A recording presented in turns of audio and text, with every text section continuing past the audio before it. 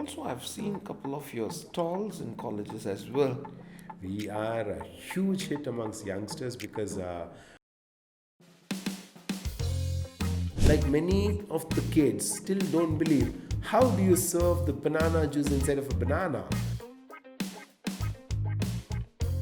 So what happens is my shop is no more just a shop or a juice bar. Nobody comes to drink juices at my shop. In fact, they come for the experience. So I'm like this guy, okay, mom, we have to do this, we should not waste this, we should make it into a menu and like poda. And she used to tell this is what exactly he used to do in our village. So you're not just selling juice. No way, we've never sold juices. Yes. I always tell we don't sell juices, we sell a concept of zero waste at EatRaja.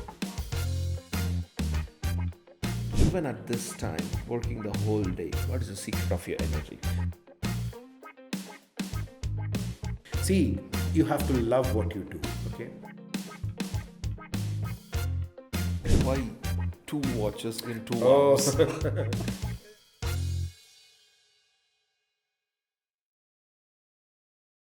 All right.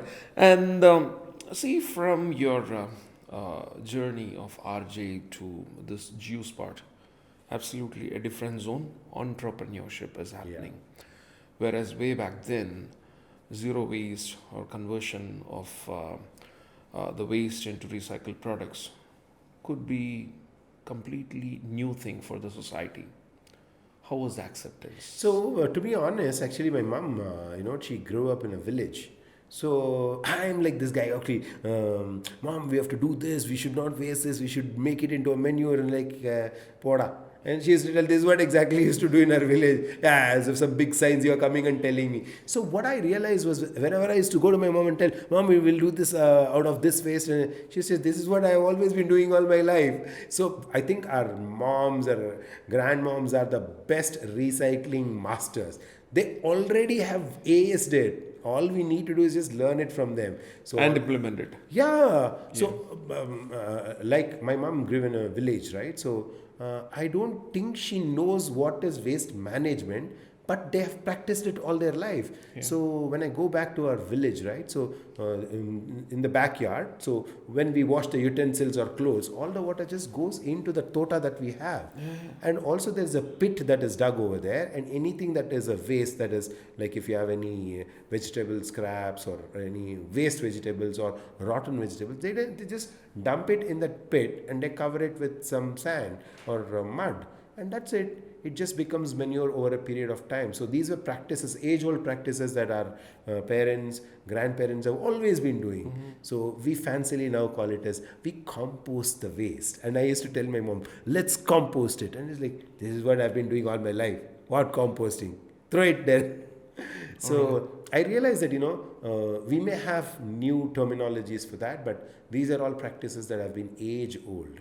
So there's nothing new that we are trying to do, but yeah, old wine in a new bottle, I could say that. But how would acceptance from the society, whether they were on for that or So at my juice bar, what happens is nobody really gets to know what we do with the waste. So they are just like not bothered what happens to the waste. They like if I give my watermelon juice in watermelon shell, they drink it and they throw it, but they don't know what happens to that later. So I, as a company, we have a very strong EPR policy, extended producer responsibility. So it's my responsibility of what happens to that watermelon after you drink it. You may choose to throw it, but then I pick it up.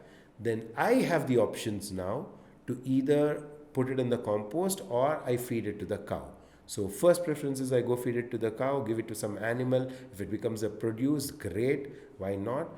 Otherwise, if it has to be composted, I think that's the last resort that we have. So it becomes manure. And again, after a period of time, I get the manure, I harvest the manure, I package it and I sell it and make money. Cash great. from trash. Yes, that's great. That's amazing. All right. Now, also I've seen a couple of your stalls in colleges as well. We are a huge hit amongst youngsters because also because most colleges, most corporates are all practicing sustainability, and they're really making their employees, students understand what sustainability is.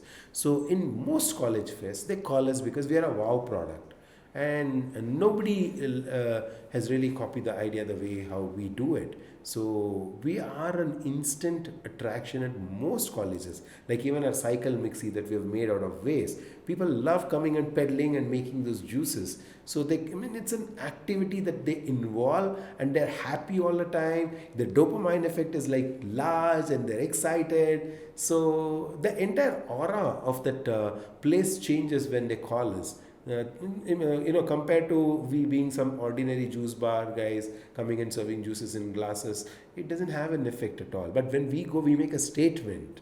So that is what one of the reasons most of the colleges they call us, and then we just put up the stall. And we also empower the students. We train them and ask them to run the stall as well. So we teach them sustainability. Now you told me, right? So I was earlier a process trainer, then a product trainer, and now I teach all these students about what sustainability is and how they can do things that are completely eco-friendly. And now my scope of training is that. Okay, I've also seen like you were lifting some paper bags from colleges and Yeah, walking. so the Kadlekai Parshe happens every year near my college and also just behind our shop. So Malleshwaram and Basungudi are known for this cultural jamburi that happens. Lakhs of people come, and also lakhs of plastic bags are always used for Kadlekai packing, giving it. So now what we have done is, under the Zero Waste Collective, where a lot of people like me, organizations like us, who are always determined to make Bangalore a cleaner and a greener place, have all pledged to make sure that plastic is not used. So we have the slogan called Parishege Banni Kaichila Tani. So whenever you come for any of the activities, get your own handbag. So we are trying to propagate that. But to reduce the usage of plastic bags, what we have done is reuse. So most of us have our newspapers at home lying in one corner, right? So without cutting the newspaper, without putting any gum to it or stapling it, we have found out a technique of just folding and making a bag. So we make paper bags. In the last 2 years, I think we've made about 2.5 lakh paper bags and given it free of cost to all the farmers who come to sell groundnuts. And that's a beautiful change. That's so visible, and people are enjoying these. And this year also we have a huge target. So we hope to make about 2 lakh paper bags and distribute it to all the farmers who come and make the difference. Oh, that's cool. That's cool. Now, one thing which I observed when I came to your shop, people are coming with small kids, Yes. and they are not just feeding them the juice. In fact, they are inculcating a culture and giving them input. Can you please speak about that? So what happens is my shop is no more just a shop or a juice bar. Nobody comes to drink juices at my shop. In fact, they come for the experience. Like how you already noticed probably that day. So when people come with their kids, they don't just get them and say, okay, you have whichever juice you would want. In fact, before they come to our shop, they would have planned it 2 days in advance. They're like, okay, this Saturday, this Friday, we're going to go to EatRaja. You know what EatRaja? That guy serves it inside of a fruit shell. He doesn't give you paper. So already all the marketing is done by the parents who get the kids. And kids now are even ahead of us. They would have already seen some reel or somewhere or the other digital media. They're already aware of it. Then they're very excited to come and really see the product. Like many of the kids still don't believe, how do you serve the banana juice inside of a banana? I said, come over and watch it live. So when they come and they see it, that the banana is served inside of a banana, they're shell shocked. Like, how did you do that? Many people come and ask me. I said, like, I'll teach you the trick, go home and do it. And now a lot of kids come and they understand what we are doing, they replicate it. So it makes me feel happy. And that's when their parents send me a message like, you know what, my son did this in today's class and he got lots of, wah-wah-ee, and everybody started clapping for him. It is a great idea and all that. So kids, they pick up all these habits even without me teaching them. They'll come, they look at my shop and they're like, oh, this is cool, I want to try it. So it's no more a juice shop at all. It's a lab where we are continuously making some of the other experiments to make sure that the next best sustainable thing is created, invented. And people are always watching us. So we are also bang on the road in Malleshwaram's Sampige road. So we are very visible. So every day there's something or the other happening at our shop, and people are like, okay, what next is this guy going to do? So Yeah. we've really kept. Yeah, we're like exactly hyper. what I've told. It's a lab because I've heard of watermelon, all right, but something unique was there on the board written. Yeah. Okay, so it was like H2O melon. H2O So melon. what we do is we also play around with the menu and the name. So bring in a little bit of science. So we write H2O melon. I ask anybody who comes like, what is H2O melon? I ask them, what is H2O? They say water. Watermelon, watermelon. Watermelon, you've written it in that way. So the whole idea is, see, that's again marketing for us. So over a period of time, I've not really done my MBA as such, but then all the B school people come to our shop and they quote our shop as an example for marketing. The way how we do innovative marketing. Yeah. So I feel like honestly very happy. Like, okay, so we've done something phenomenal over there. So everything that we do at our shop has a marketing edge to it. It pushes the product to the shelf and then make people realize that we are not just any other average juice bar. There's so much more to it. To understand, to be part of it, and then to experience something that they would have probably never ever had it. So we end up as like a very unique experience. So you're not just selling juice. No way. We've never sold juices. Yes. I always tell we don't sell juices. We sell a concept of zero waste at EatRaja. That's how we do. That's great. Okay, and one last thing. Okay, even in schools nowadays they use smart boards, green boards. Yes. But why in your place blackboard and chalk? Very good question. I love to answer this question. See, we all make mistakes, right? Yeah. So we all should be given a fair chance to correct ourselves. Our blackboards are very symbolic to that. Mm-hmm. In my shop, we use blackboard because if you make a mistake, you erase it, then you correct yourself, and that is the core of life. Everybody makes mistakes. It's human to make mistakes, but you can't be reprimanded forever. So you need to be given, handheld, taught. You should be taught about the right way to do it. So the blackboard is very symbolic of that. Just to tell people that it's okay to make mistakes, but you should correct yourselves. So the blackboard, we erase if we have made a mistake, we correct it, and that's the way of life. So in Kannada we say, "Janrana tiddbeku." So that's what our elders do, right? They, when we were in school, they used to handhold us and write the names and teach us. So it's okay if you make mistakes. The world doesn't come to an end. So you have another chance to it. So you erase it, then you correct it, write it, then feel happy about it. And that's what Blackboard does. And Raja, one personal thing. I've noticed one thing that you do have two watches in your arms, and what does that? I mean, the secret behind that. Well, nothing, it's just personal branding, I would say. See, normally when you wear one watch, okay, people don't really pay attention to it, and nobody is like, oh, you're wearing one watch. Nobody does that. But when you wear two watches, and even if the watch is not of a great quality, and even if the watch is not working, you immediately get noticed. People will watch you like, why is this guy wearing two watches? So already I have captured your attention. So of the 20 people in the house, your attention is on me. So it's just personal branding. I've already marketed myself and I've got your attention. And you'll be paying close attention to which watch is it? Is it working? What the hell is this guy up to? Why should he wear two watches? So I've already got your attention. So this really works for me. So I know that when I walk into a crowd, I clearly command attention. The other theories that I always say is that, hey, Maradona also used to wear two watches. Maradona, those days back then, legend. So when he was traveling around the world, when he had matches in Russia, and when he had to tell back home what time, so he used to wear watch, okay, this is Argentina time and this is Moscow time. He used to tell, this time my match is there and telecast of this is going to happen on TV. So he was already wearing two watches.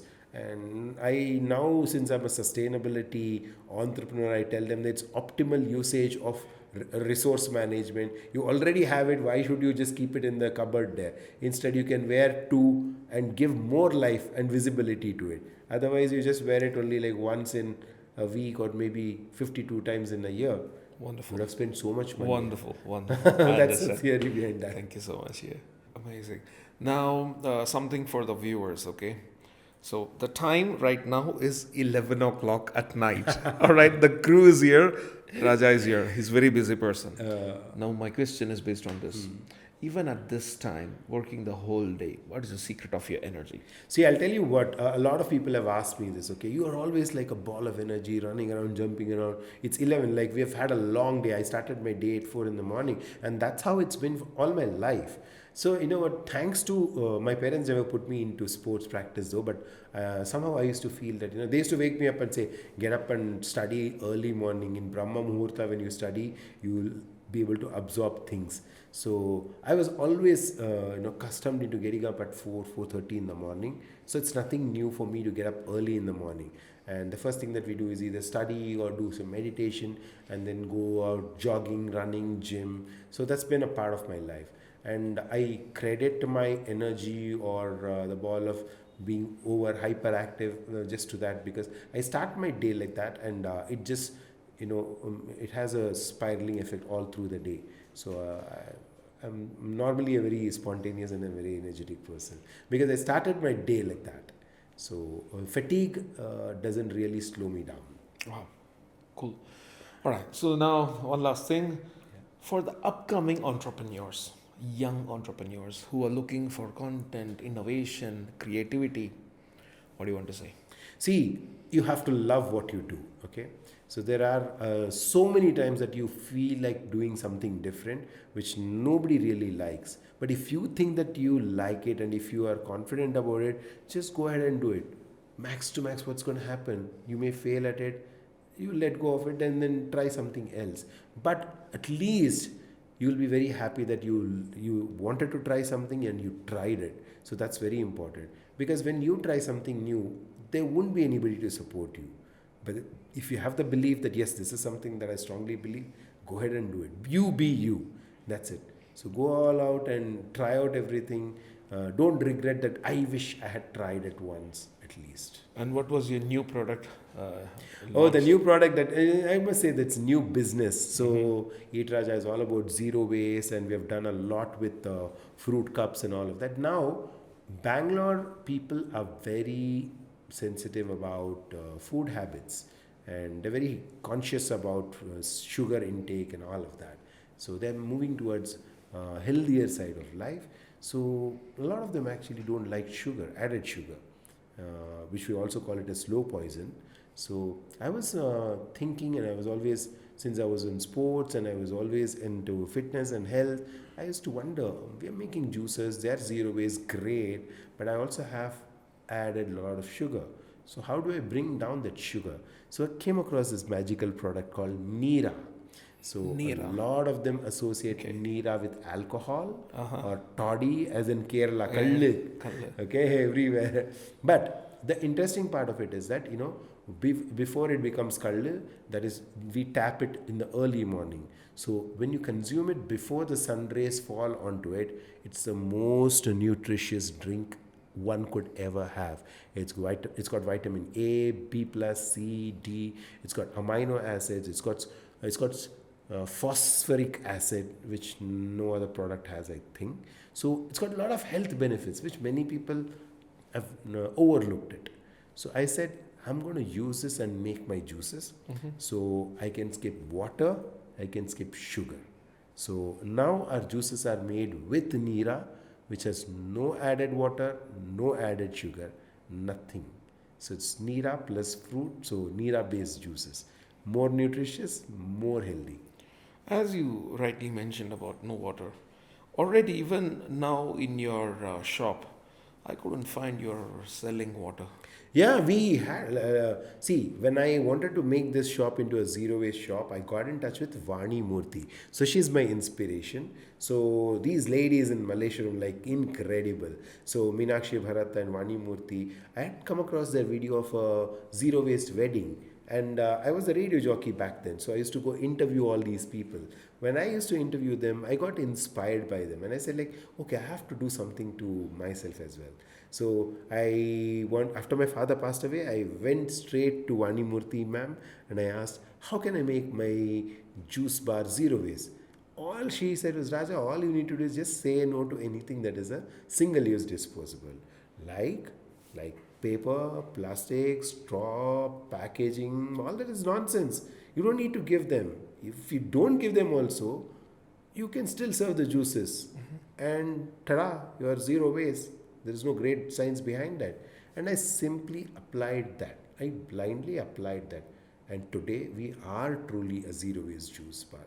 So thanks to Vani ma'am for inspiring me. And I never really knew that one day I would end up being a zero waste entrepreneur. See, everything starts with zero. Indians are famous for zero. So if you switch to zero waste, you will become famous and you will be called on shows like ONSense and not nonsense with trainer Yasin. What better way? All Get right. global recognition as well. Thank you so much. Okay, so one last thing.